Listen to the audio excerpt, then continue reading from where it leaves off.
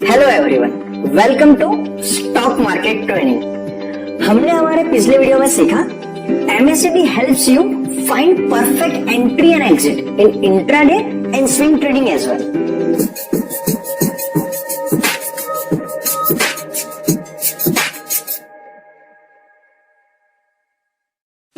Our today's topic is technical analysis Bollinger Band, in which we will cover what is Bollinger Band, how can we use this indicator for finding buying and selling position।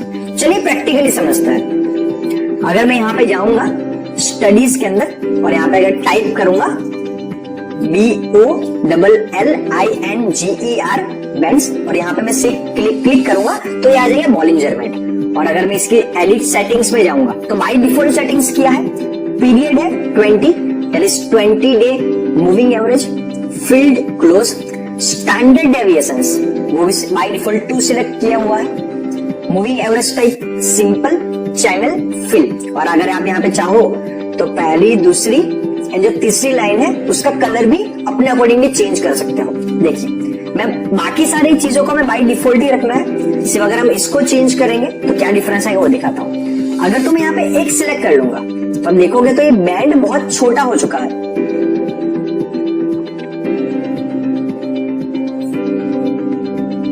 अगर मैं यहाँ पे जाऊंगा तो हमें अगर band बहुत छोटा हो चुका है तो हमारे पास सारे ट्रेड्स यहाँ पे बाहर जा रहे हैं, हम ट्रेडिंग कर ही नहीं सकते। और अगर तो मैं यहाँ पे स्टैंडर्ड डेविएशन 3 सिलेक्ट कर लूंगा तो बहुत सारे ट्रेड बैंड बड़ा बनेगा, ट्रेड छूट जाएंगे। तो बाय डिफॉल्ट जो सेटिंग रहती है हमें उसके ऊपर ही बने रहना है। ओके, सो ये जो पहली और लास्ट लाइन है इसे कहते हैं स्टैंडर्ड डेविएशन एंड जो बीच वाली लाइन है इसे कहते हैं मीडियन। तो हमें इसका यूज कैसे करना है? बॉलिंजर बैंड एक बहुत ही ज्यादा सिंपल स्ट्रेटेजी है। इसका यूज क्या करना है, जब भी बॉलिंजर बैंड की ऊपर की जो लाइन है ये अगर तो कोई भी कैंडल उसको टच करती है तो हमें वहां पे सेल की पोजीशन ढूंढनी है। कंपल्सरी नहीं है, हमें MACD और बॉलिंजर बैंड दोनों को कंबाइन में यूज करना है। और जब भी वो ये नीचे की लाइन को टच करता है तो हमें बाय की पोजीशन ढूंढनी है। अगर हम यहाँ पे एग्जांपल लेके चले, ये SBI का मैंने चार्ट ओपन किया है और हम यहाँ पे देखेंगे तो उसने यहाँ पे ऊपर की लाइन को उसने टच किया। जब उसकी क्लोजिंग ऊपर आती है तो कहीं ना कहीं पे हमें यहीं पे उसकी क्लोजिंग बॉलिंजर की जो पहली लाइन है उससे ऊपर दिख रही है, लेकिन क्या हमें MACD सेल का सिग्नल दिखा रही है? नहीं दिखा रही है। तो डेफिनेटली हमें सेल नहीं करना है।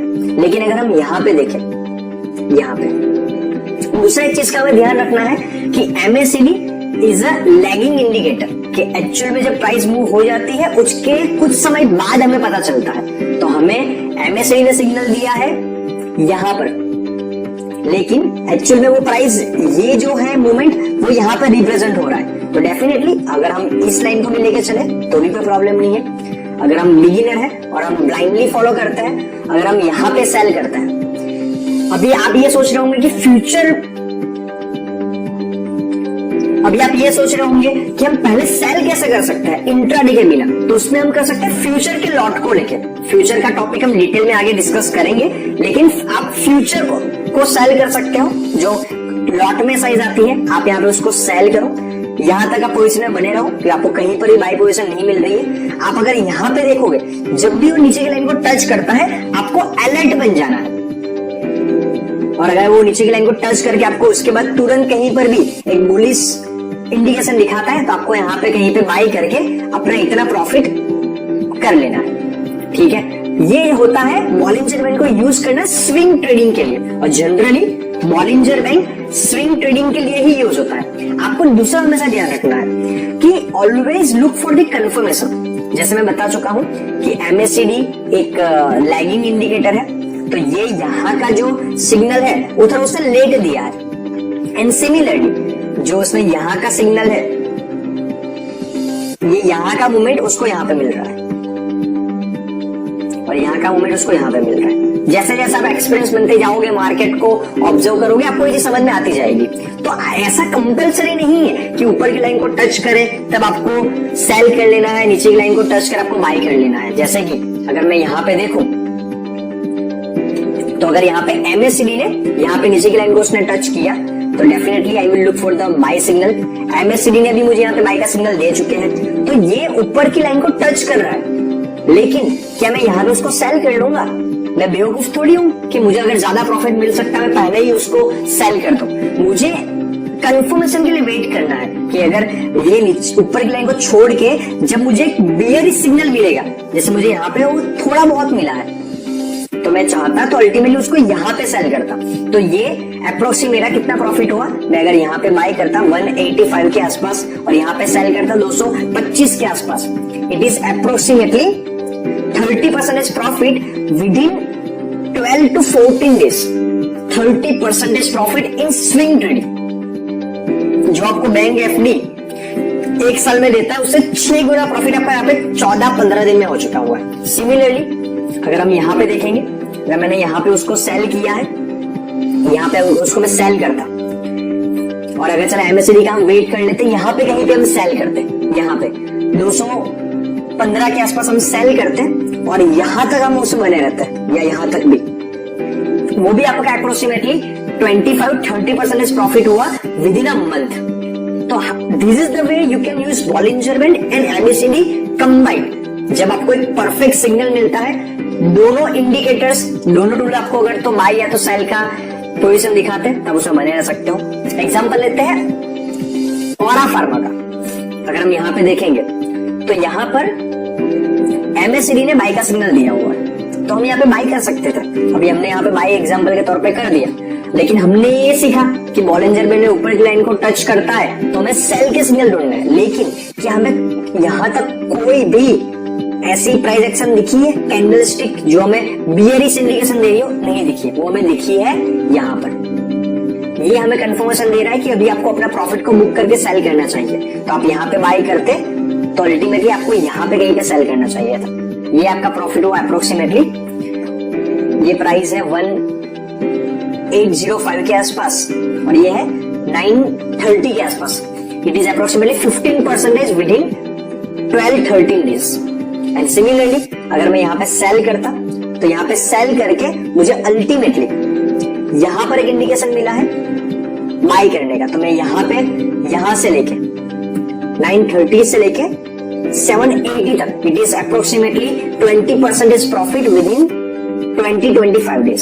सो this is how you can use Bollinger band to earn profit. आप कोई भी एग्जांपल ले लो, again I am reminding you कि आप जो भी इंडिकेटर सीखोगे उसको प्रैक्टिस करना बहुत जरूरी है। स्टॉक मार्केट में प्रैक्टिस करे बिना आपको कुछ भी काम नहीं आने वाला है। हम चलो तीसरा एग्जांपल लेके चलते हैं लुपिन का।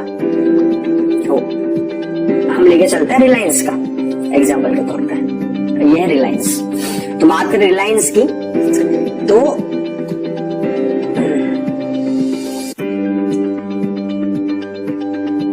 अगर हम यहाँ पे देखेंगे, यहाँ पर हमें बॉलिंजर बैंड और MACD दोनों ने अप्रोक्सीमेटली बाय का सिग्नल दिया हुआ है। वो प्राइस थी 935 के आसपास। तो अगर मैं 935 के एंटर हुआ हूं तो यहाँ पे उसने ऊपर की लाइन को टच किया कि मैं यहाँ पे सेल करता? डेफिनेटली नॉट, क्योंकि MACD यहाँ पे मुझे सेल का सिग्नल नहीं दे रहा, तो मैं इसमें बने रहता। जो बिगिनर्स होते हैं वो ये तरफ प्रॉफिट लेके निकल जाते हैं, लेकिन क्योंकि हमें कंफर्मेशन लेना है सेल के लिए भी, मैं यहाँ पे एंट्री किया हूँ 935 के आसपास, 940 के आसपास। पहली बार उसने यहाँ पे उसको टच किया, मैं सेल करता? नहीं करता, क्योंकि नीचे MACD कंफर्मेशन नहीं दे रहा है, मैं बना रहता। यहाँ पर उसने वापस ऊपर की लाइन को टच किया, MACD नहीं दे रहा है सिग्नल, यहाँ पर उसने टच किया और अल्टीमेटली मुझे यहाँ पर MACD ने सेल का सिग्नल दिया है यहाँ पे। तो ये मेरा प्रॉफिट हुआ। मैंने बाय किया था 975 के आसपास और सेल किया है 1540 के आसपास। Almost 60% profit in swing trading with in 2 months। अभी मुझे यहाँ पे उसने पहला सेल का सिग्नल दिया, तो मैं यहाँ पे बाई कर सकता था, ये भी मेरा अप्रोक्सीमेटली 10% जितना प्रॉफिट हो सकता था। तो आप कोई भी एग्जांपल लेके चलिए, अगर आप MACD एंड बॉलिंजर में दोनों को कंबाइन यूज करोगे तो आपको परफेक्ट ट्रेड मिलेंगे। लोगों का ये भी सवाल आता है कि बहुत बार ऐसा होता है सर कि दोनों कॉन्ट्राडिक्शन ट्रेड दिखाता है। बॉलिंजर बैंड बता रहा है कि मैं बाई करूं और MACD दिखा रहा है मैं सेल करूं, तो ट्रेड में एंटर नहीं करना है। जब भी आपको 2 से 3 इंडिकेटर एक सिग्नल देते हैं, या तो बाई का या तो सेल का, तभी आपको उसमें एंट्री करनी है। तो आज के वीडियो के अंदर हमने सीखा Bollinger band helps you find perfect entry and exit in swing trading. तो आज के वीडियो में इतना ही। Thank you very much.